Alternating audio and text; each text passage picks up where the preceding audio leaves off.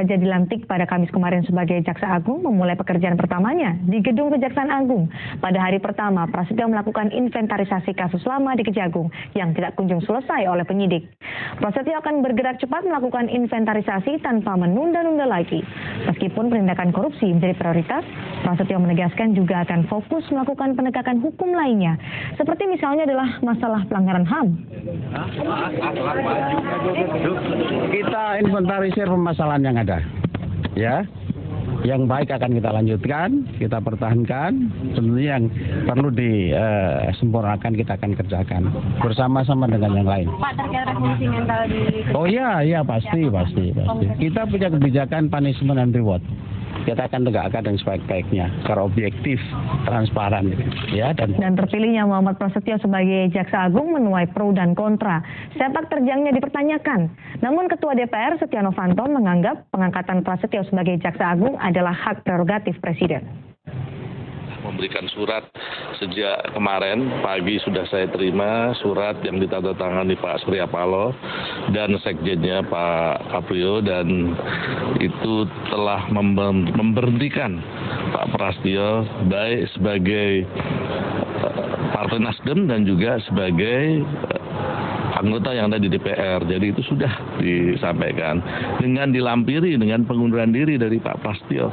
Jadi saya rasa itu secara prosedur sudah dilakukan. Sementara Pusat Studi Anti Korupsi Universitas Gadjah Mada Yogyakarta mendesak Presiden Joko Widodo untuk segera menjelaskan alasan pemilihan Muhammad Prasetyo sebagai Jaksa Agung. Pasalnya, sosok Prasetyo dianggap tidak memiliki prestasi dalam hal penegakan supremasi hukum di Indonesia.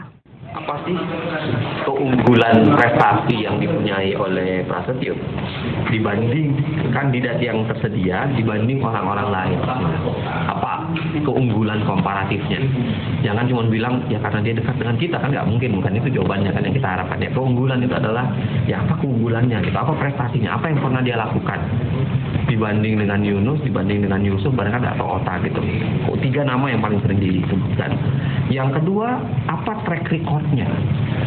Dibuka nggak track recordnya? Karena kalau kita compare track recordnya antara satu, misalnya Yusuf dengan dia, tentu kita punya catatan. Penetapan Muhammad Prasetyo sebagai Jaksa Agung menjadi kritikan banyak pihak, termasuk dari Koalisi Merah Putih yang kini juga memperkuat posisinya hingga ke Dewan Perwakilan Rakyat Daerah. Dan hal ini terlihat ketika petinggi Partai Koalisi Merah Putih di Solo, Jawa Tengah mengatakan hal ini. Pembukuan Koalisi Merah Putih Jawa Tengah yang dilakukan di Kota Solo dihadiri para petinggi partai yang tergabung dalam Koalisi Merah Putih, antara lain Abu Rizal Bakri, Syahdarma Ali, Anies Mata, Jan Farid, dan tokoh lainnya. Setelah melakukan deklarasi di Jakarta, Jawa Tengah merupakan daerah kedua yang mengukuhkan kesulitan KMT tingkat daerah Jawa Tengah. Maksud kami Jawa Tengah juga dinilai paling siap di antara daerah lainnya. Pada pagi hari yang berbahagia ini,